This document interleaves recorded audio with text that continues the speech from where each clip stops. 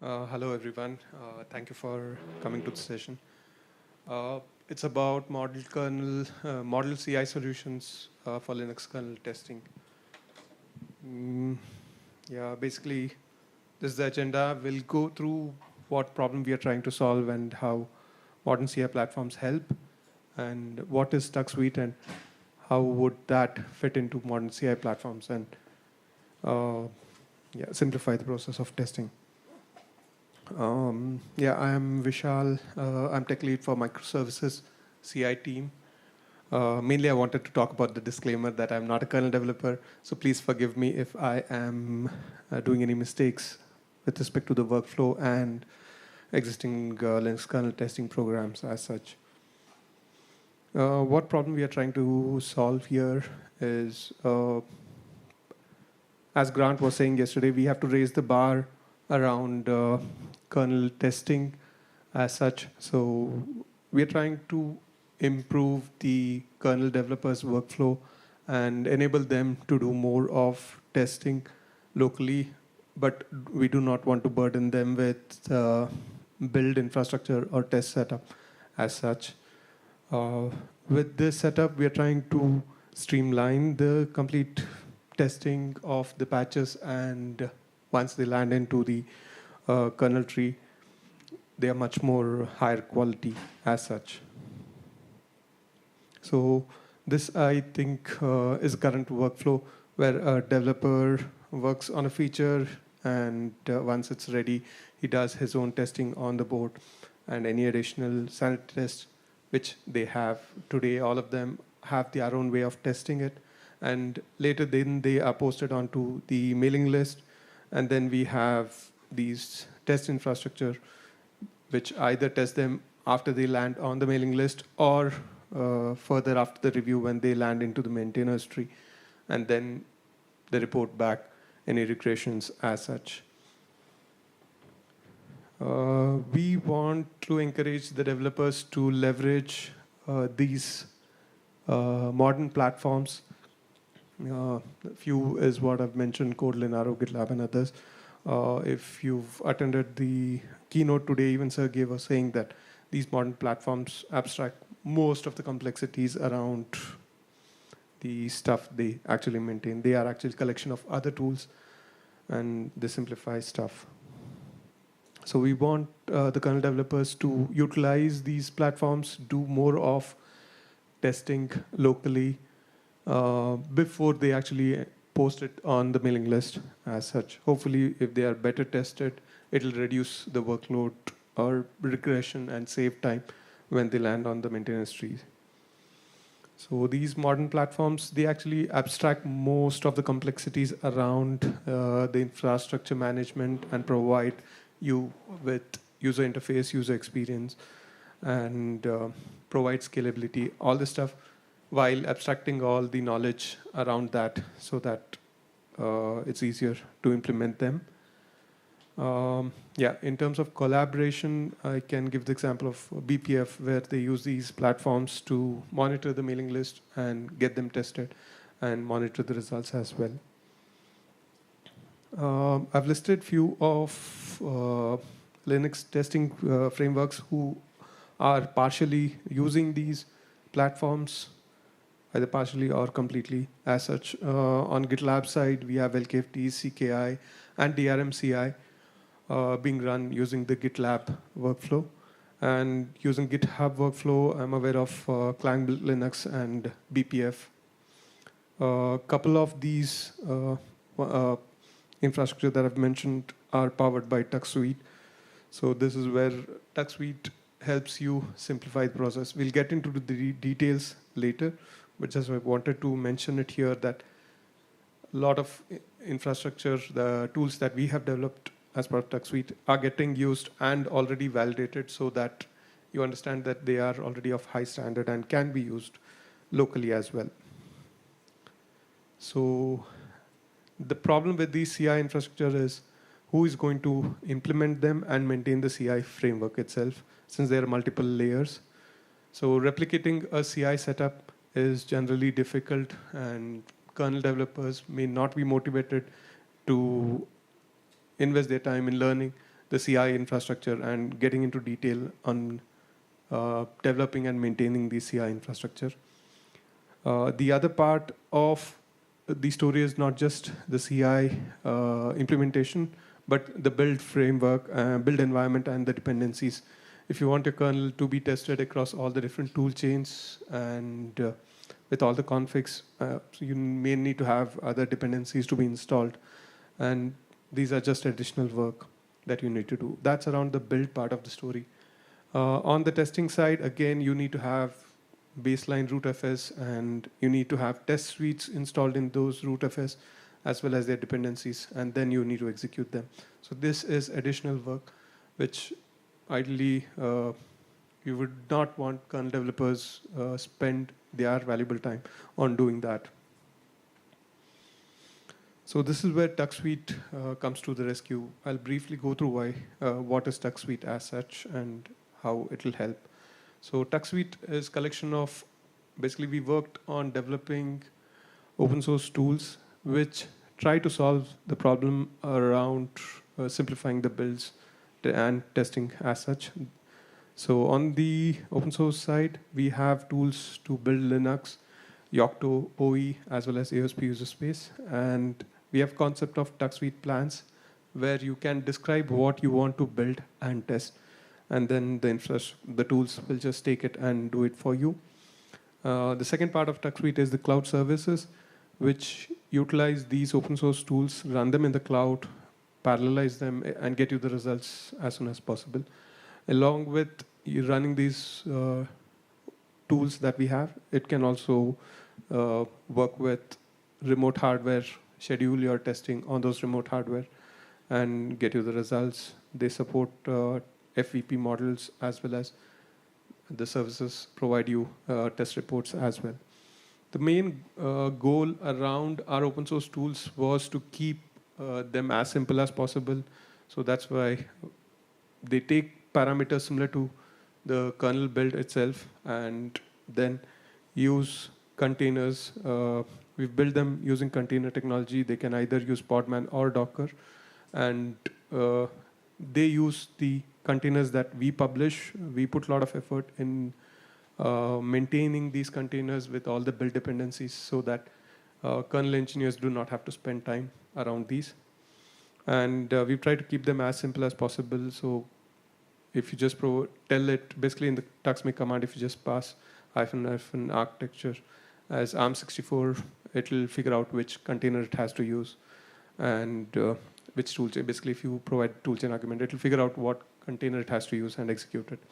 And the tools themselves are built in such a way that they can be run in different cloud environment for scaling.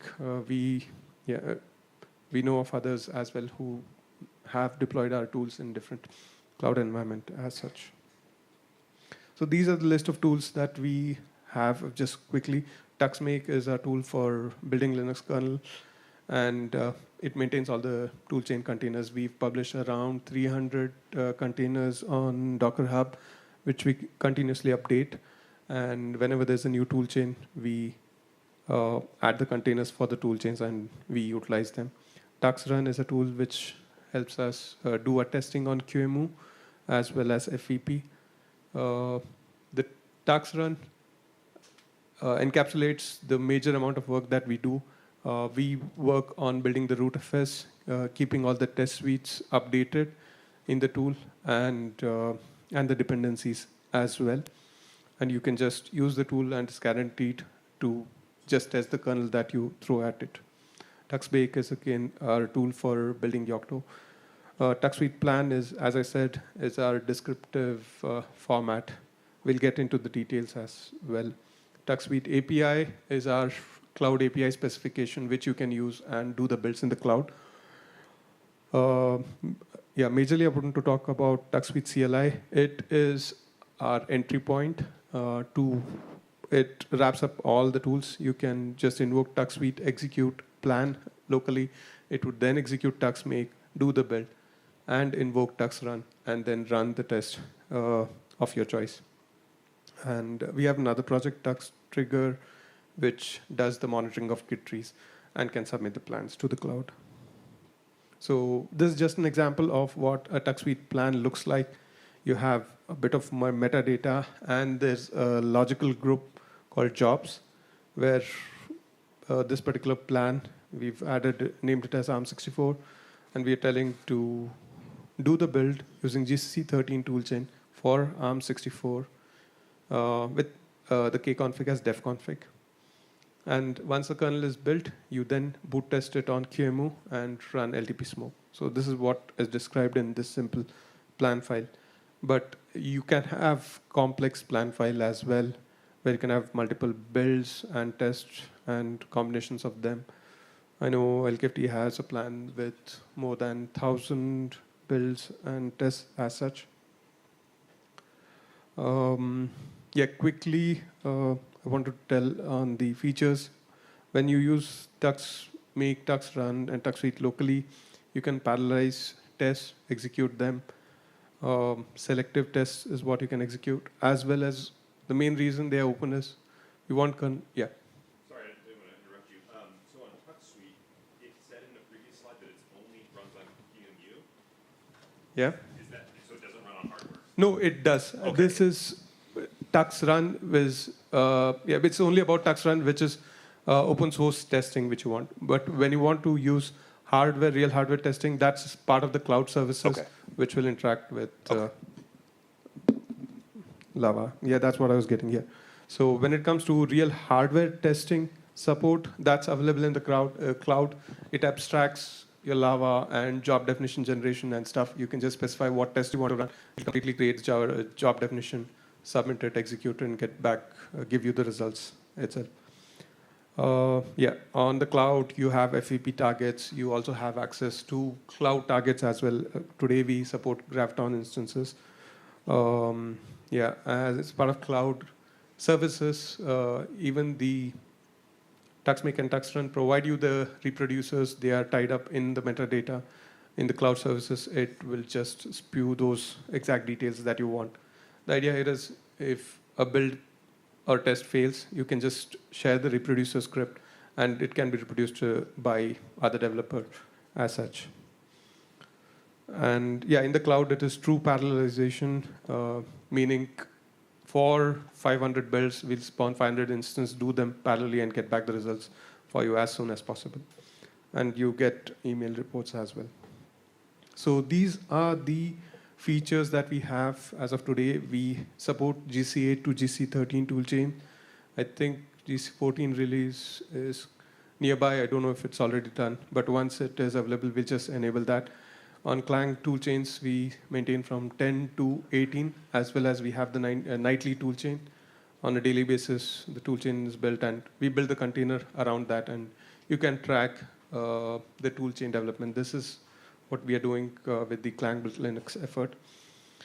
We also support the toolchain hosted on kernel.org. That's Clang as of now, but we are hoping to extend it, enable all other GC toolchains as well. We have experimental support for Rust, and these are the tests that are supported as of today. But we are looking forward to getting help from the kernel developers to understand which tests are important for them and useful, and we want to work on enabling them, and they could then use it in the infrastructure. So, okay, I did jump between that. It was about modern CI platforms and then a bit of TuxSuite. But how would TuxSuite help in CI? Recently, GitLab announced a feature called Component, where you can publish your own pipeline implementations as component, which can be included in any open source projects and directly start utilizing the CI implementations. So this is where we have implemented our TuxSuite GitLab component. So today, if you have your kernel tree hosted on a GitLab instance, today the component is available on gitlab.com, but it can be directly cloned and hosted in any GitLab instance. So if you have your kernel hosted on gitlab.com, you just have to add a single line in your CI/CD setting, and you will be able to utilize TuxSuite directly. So today you'll be able to utilize the open source part of TuxSuite, the TuxSuite local executions that it'll utilize the GitLab runners and do the job for you. And if you have access to TuxSuite Cloud, you just add the token and it'll do the testing in the cloud for you. So this is the documentation. As I was saying, you just need to add the reference GitLab YAML file in the CI/CD settings. And then whenever you push your updates to your kernel tree, it'll get tested as such. I'll just get into details on what it would actually test for you. So by default, the TuxSuite component will test, basically build your Linux kernel tree with latest GC toolchain available for that particular architecture, and then boot test it on QEMU directly for you. This is the default behavior of our TuxSuite component today. But if you want to test it on a real hardware or custom set of tests, then you can use the plan file. You just pass the plan file, as I've told in the git push command with push options. You can specify the URL of your plan file, and it'll execute. Basically, it'll parse your plan file and then do the testing. I've just posted a command for testing your kernel on a Raspberry Pi. Note that this is part of the TuxSuite Cloud feature. We'll discuss more in the examples. So today, the component can use either TuxSuite local executions or the TuxSuite Cloud as well. So I had just forked Linux next kernel tree and then tried running few multiple plans. And this is the screenshot of the pipelines dashboard. It'll give you the details on the progress, whether things are passing or not. So these are generic dashboards, not directly tweaked too much for the kernel users, but they are intuitive enough that you can easily use them. So if I just click on the one of the pipelines, this is TuxSuite local execution, where it has basically it'll parse your plan file and generate the downstream pipeline and execute it. In this case, it was supposed to build and boot test using QEMU across all these architectures. So it directly did it for you. Basically the pipeline will boot test for you. And if you see overall, the execution takes less than 30 minutes. Here it is actually cached, so that's a different part. Within 30 minutes, your kernel tree will be tested, built and tested across all the architectures. So it's just by adding a single line in your settings as such. This is another screenshot of the execution. Here, it actually we've added a TuxSuite token access to the cloud. So it took the plan file and then generated a child plan and executed it. Here is where it scheduled the job's execution in the cloud. After it was executed, the results were analyzed and published here. So now those were the default execution. I thought, let me just try one thing. I submitted a custom plan, and this time I submitted one of the plans being used by Clang built Linux guys, which did 56 builds, which were classified in these three logical groups. One is doing all configs build, the dev configs, and distro configs. And distro configs, I think it covers SUSE and other configs. They'll just download and build for that. So this was executed. I just gave a try, and I found that the all configs builds was failing. But yeah, this is the screenshot of the pipeline. But once I did the push,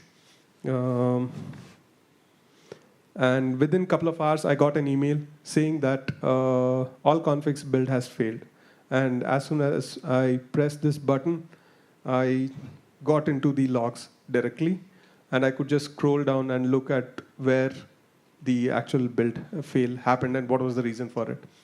So these are the intuitive features of a modern CI platform, which you can benefit directly and get all the results quickly as well.